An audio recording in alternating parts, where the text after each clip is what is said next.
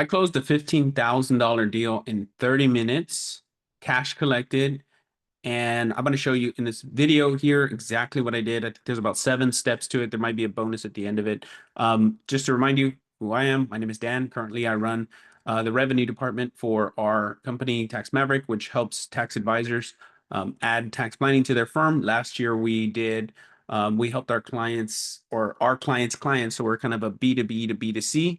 And so what we did last year is we helped our clients save their clients over $50 million in taxes. And this year we're already on run rate to help our clients save over $200 million in taxes, meaning high net worth individuals saving $200 million in taxes in just 2025. And over the span of this business, we've done $7.3 million cash collected. And the reason why I do these videos is for documentation, memories, and really just so I can help train my team, train myself, and remind myself and anybody else that wants to follow along as to what we're doing to achieve the kind of scale that we're achieving in the time frame that we're looking at it. So right now, I looked at this U.S. Bureau of Census, whatever the thing, and based on our revenue and the pace that we're going at, we are in the top 1%, 1.7% of all businesses in the United States. Of 33 million businesses, we're in the top 1%. And so a lot of this stuff I share with you is just so I can share back with myself to remind myself. And I want to give you proof of what I did. So here is a payment here of 14,997, which is $15,000.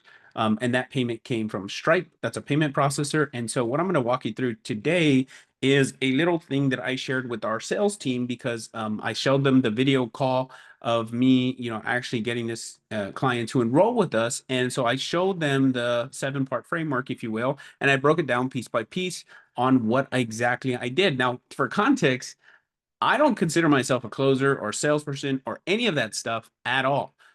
But in fact, they would make fun of me because how I would, try to get people to pay me. But yet I've always been able to sell very high ticket stuff. And specifically, they make fun of me like of a story. One time I tried to sell someone tax planning, and the story was like the first call I took, I think it was the second call, and the guy was super qualified. And I went off script. And to be fair, there was no training whatsoever. So it wasn't even my fault because there was no training. So, and I had no knowledge of the product whatsoever. And so I was just like, let me see if I could sell anything. So, anyways, long story short, the guy hung up on me. And when they looked back at the call, they were all laughing at me, all the guys. They were all laughing at me. But now, we've taken this business to, really, really 3, 4, 5 times bigger than the business that we had before that. And so, you know, people get better. And so the reason why I'm going to share this with you is because I think I love frameworks. And one thing I realized, and when I was looking back at this audio or this video call of me actually collecting $15,000 in 30 minutes, is because it was the easiest sell of $15,000 I've had in a very, very long time. I mean, I've had $15,000 sales like this, but in the time frame and also like how there was no objections really, it was amazing. And so the reason why most people, here's what I'm going to tell you guys. If you're bad at sales, don't worry because you just have to make it up for marketing. Usually, this is how it works in most cases. If you're great at marketing, you can suck at sales. The reason why most people are, salesperson or really hardcore salesy and really good at sales is because they're bad at marketing. If you're bad at marketing, you have to be good at sales. And so the true definition of being able to sell something better or easier is being better at marketing. If you have better marketing, you can be, um, a less skilled, so to speak, salesperson. And so that's where I come in, right? Because I believe every sale should be a lay down sale. And because I believe that, I make it so much more effective marketing campaigns than I do sales. Because once I get to the sale, I want this to be a yes or no conversation. I don't want this to be like a back and forth, and I have to do this crazy like Katie. I have to up and down everything, and I hate that. So I might as well get better at marketing so that sales becomes easy. And so if you follow along with that, then you would totally switch the way you see sales. Is like sales shouldn't be hard. marketing should make sales even easier. And so if you're doing the right marketing, sales will be almost inevitable. Really, it should be like a order taker. And that's how I felt when I was selling this $15,000 thing. Now, there is still strategy to what I'm sharing with you. Okay. And so I'm going to share the strategy with you here in this video. So let's jump right in. And again, I'm going to go down to my whiteboard. The reason why I started doing the whiteboard thing is because someone one time gave me this insight, and they're like, I hear you talking, but I would love to visually see what you're talking about. Okay. And um, and so I'm going to share with you guys the framework. So it's 7 pieces that I use to close this deal. And so this is, I titled it, I made $15,000 in 30 minutes, and here's how. Okay. So it really follows the 7 frameworks. Okay. 7 things that I did to make this sale all but inevitable and super simple to do. So the first thing starts with the pre-frame. Now, when I say pre-frame, I'm talking about how the person views me before I talk to them on the call. So in great sales conversations, or to make sales even easier, again, remember I told you marketing is more impactful than sales. Like if I'm a great salesperson, that means I'm not great at marketing. But if I'm a great marketer, it means I can be sucky at sales. And I'm not too good at sales. In fact, sometimes sales gets me a little nervous, but I'm not so great at marketing. I'm better at marketing than I am sales. And as a result, marketing becomes easy. I mean, sales become easy. Okay. And the pre-frame, and when I say pre-frame, the pre-frame means how the person is perceiving me on the call. And so here's what I did that was super ninja, and this would help you tremendously.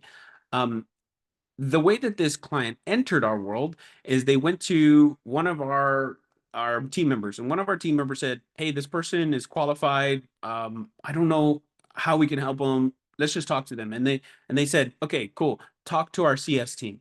And our CS team lead at the time was like, hey, I've never sold cold before. And I was like, me neither, but let's just do it, right? And so she's like, okay, cool. So I had her schedule the call. This is very important, the pre-frame. I had her schedule the call with the client, and then I sent her value videos, these actual YouTube videos. I sent her videos of me, breaking down businesses and kind of giving content in advance so that when she heard my voice, she had already heard it many times before. This is what you call the pre-frame. So how do you avoid the no's in the future? We'll stop them before. And so that's what that's the pre-frame. And then when we got to the call, here's what's very important. I had her talk me up a game. So I said, hey, um, called her by name, and I said, hey, right. I told her like 5 minutes before the call, we were gonna, position this offer to her. I said, hey, I need you, when I jump on the call, here's what I want you to do. I want you to say this line for me. Dan is this, he's done this in this time frame. And I gave her the framework of how to talk about me, because I know how to talk about me better than anybody else. So I told her to sell me before I have to sell myself. And so when someone else speaks on behalf of you, there's a status increase. And so there's an overall status, but in the, like, for an example, I'm not a celebrity, right? And I'm not like the industry expert. So how do I get close to that as possible? Well, I have someone talk me up a game, and which elevates my status in the call. So I don't have to be an expert outside the call. I just have to be an expert in the call. This is very, very important. So as soon as she got on the call, she said, Dan has done this, he's done this, he's done this, he's done that, he's done this, he's made, and like in the beginning of this video here, I said, okay, we've done $7.3 million. We've helped our clients save their clients $50 million year one, and 100, almost $200 million in year two. Boom, instant credibility. Oh my gosh. And then else is talking on my behalf, that elevates my status even more. And when you combine those two things, it causes the pre-frame to elevate my status, right? So first thing is, before, my status was already increased before I even got to the call. So the way she perceived everything I talked to her now is different. She already heard me in a different light, even if nothing else I did here changed.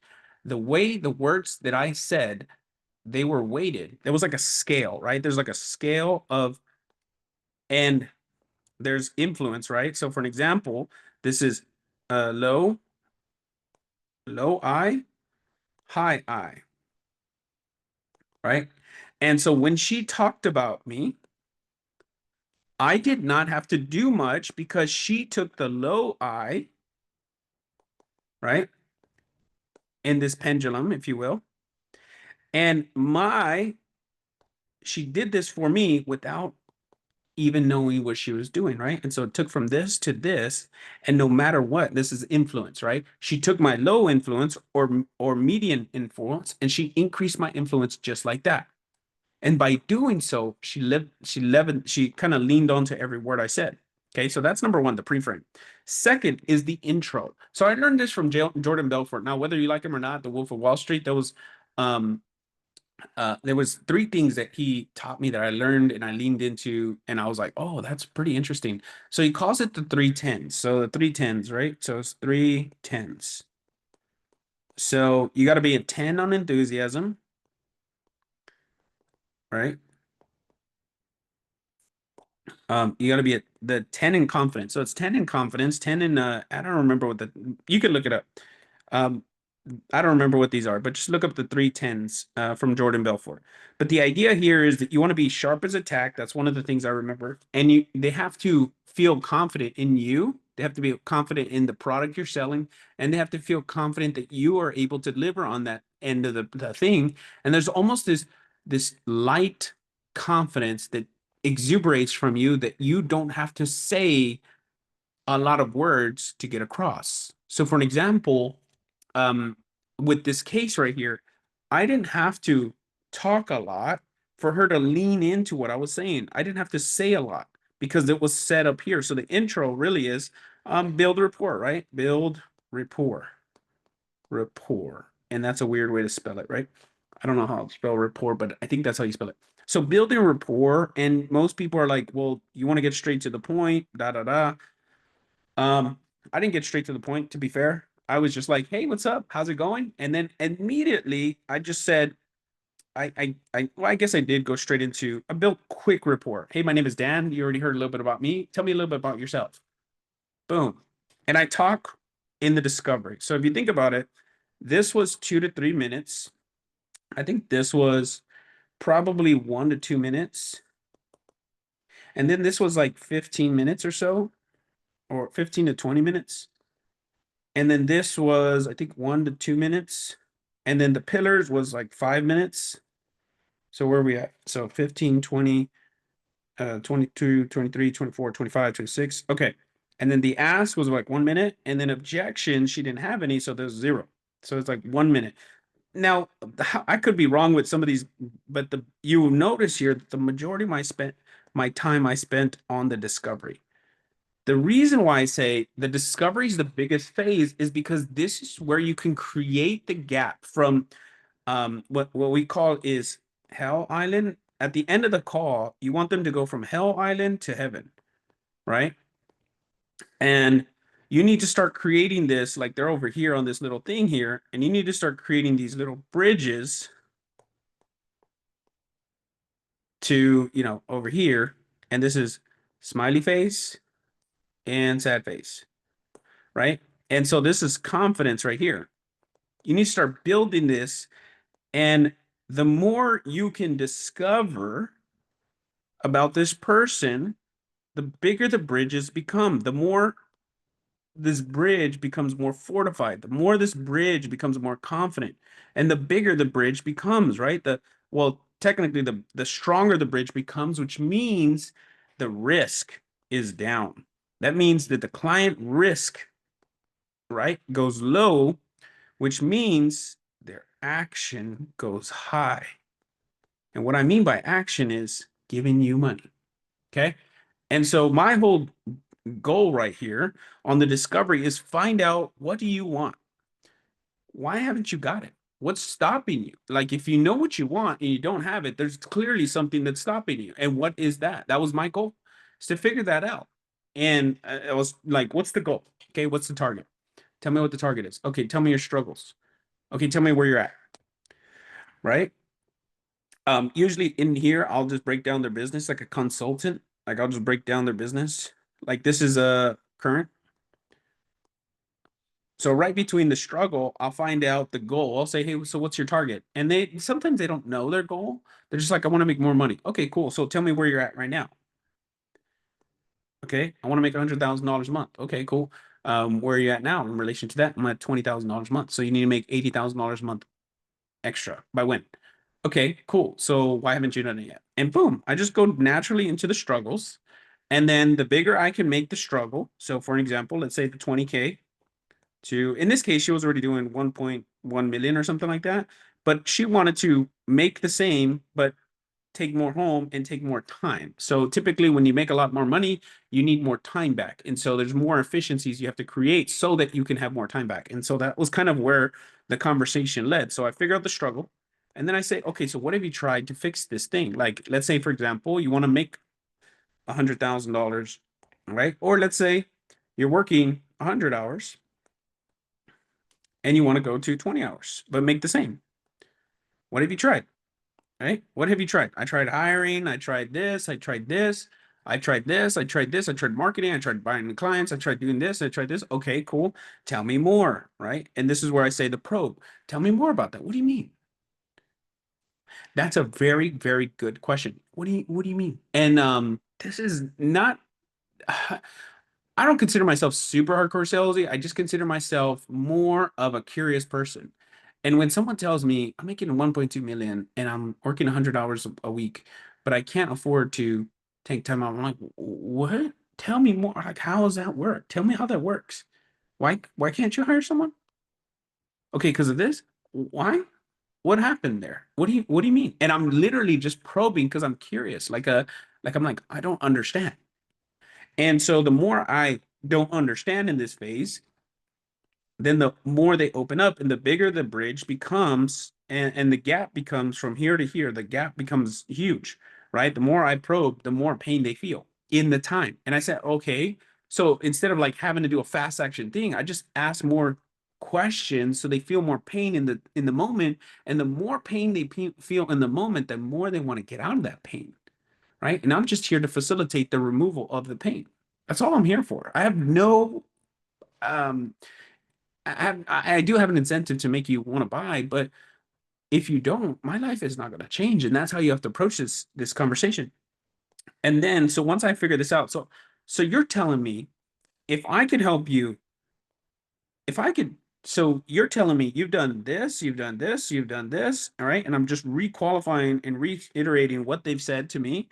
And if I can help you get rid of this, get rid of this, get rid of this, what would life look like, right? And so I'm asking her to paint her Heaven Island over here. So paint this for me. What does this look like? Right? What does this look like? And they probably have thought of this. So your job is to take this and make this as painful as possible. And this, right? Or my job in this case was to make this as peaceful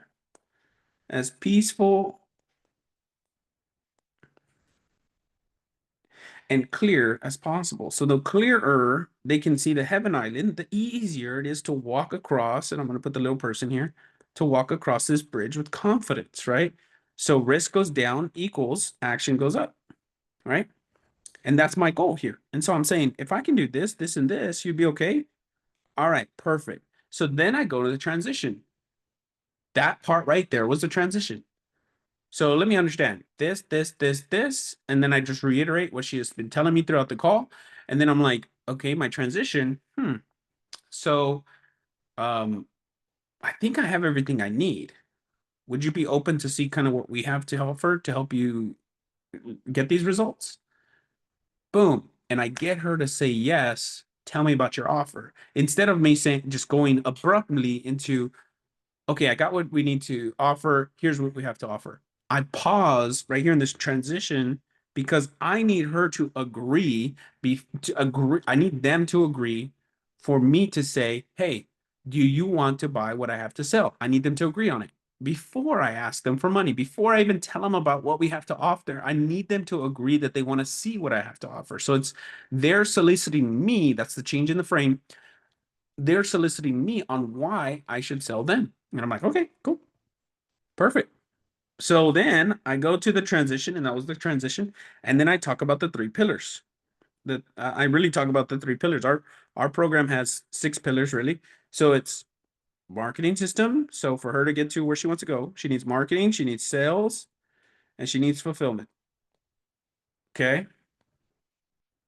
And then we have other things, which is to satisfy this thing, to wrap this thing up, right? To make this thing more fortified, right? Boom, boom, boom. To make this thing a nice little home that she can come. That's an ugly place, right? It's an ugly home. Anyways, I messed that up completely. Um, so she needs marketing, sales, and fulfillment. Yes, yes, yes. So then we have a software which helps the fulfillment, right? We have software that helps this, helps them do the thing, right? So we give them software, which is the bonuses. This is the core offer. This is the core. We say, hey, the core is market. We teach you how to market. We teach you how to sell a high ticket thing, and we teach you how to fulfill that high ticket thing. Then we have three core. Then we have three bonuses, which is the software to help the fulfillment. We have the coaching to help kind of wrap this up here, right? And then we have an immersion, which is like speed, right? Immersion, right? We have immersion. And so what this is, what these these extra pillars speed up this. So I say, okay, 2-day event, come and learn everything here in 2 days, right? And you get an immersion. So you take this 6 months, which is 6 months of our program, and you take this 6 months and you take it into 2 days. And so that's how you can compress time. So people take away the speed, right? So she was telling me about time. So now I talk about time. I say, look, you're going to have 6 months to do this. But what if you can take all that 6 months and turn it into 2 days so you don't have to spend time going through this? You just actually go through it as fast as possible. She's like, oh, I need that. And then the software to get the thing done so you feel confident when you sell something makes sense. And what if I get stuck? It's kind of like when you're trying to lose weight, what do you need? You need fitness, nutrition, exercise, and accountability, right? So the missing piece here, the coaching, if you will, and this is almost like a personalized coach, right? Because we help them walk them through a framework. And then we take them through the pillars. And that's simple. Like really what I did is I market, sales, fulfillment, coaching, software, immersion. Boom. Now I six things. Okay. But the three pillars are this. All right. Then I ask, and the way I ask is I'm like, okay, cool. I say marketing, boom, I get the yes. Two, sales, you need that? Yes. Okay. And I get her to say yes throughout this process when I'm showing the pillars. Pillar number one is marketing. Do you think you need that? Yes. Okay. Pillar number two is a high ticket sales system. Do you think you need that? Yes. Number three, you need a fulfillment system, which is how to deliver your promise when you sell it. Do you need that? Yes. Okay, cool. And then the three things that are bonuses that we want to give to you is the software for 6 months because you're going to need something to help you facilitate these things throughout, right? Yes. Okay. So I got 6 yeses in this. And so when I get them in a yes mode or a yes momentum, it's very hard for them to say no when I make the ask. This is very, very important. That's why I do that. Okay. And then I make the ask and I say, okay, this program is only $14,997. And then I shut up. I shut up. And then she, in the call, she's like, okay, I need this. I need this. Okay. What do I do?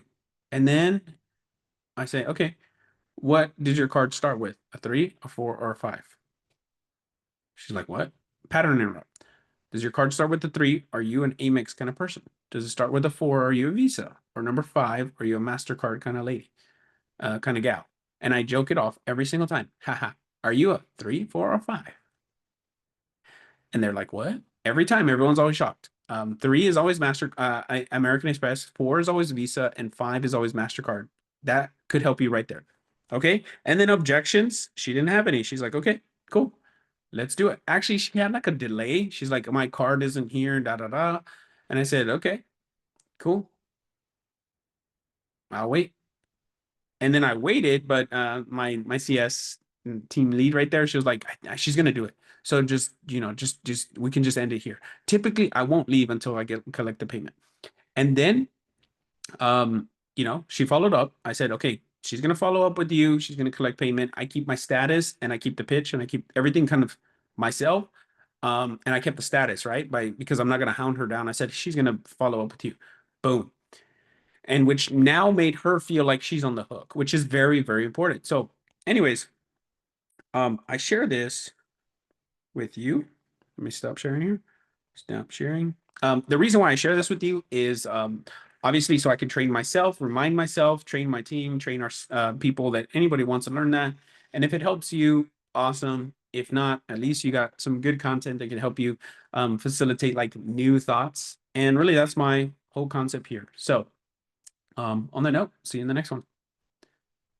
Oh, before I go, if you like this, make sure to comment below.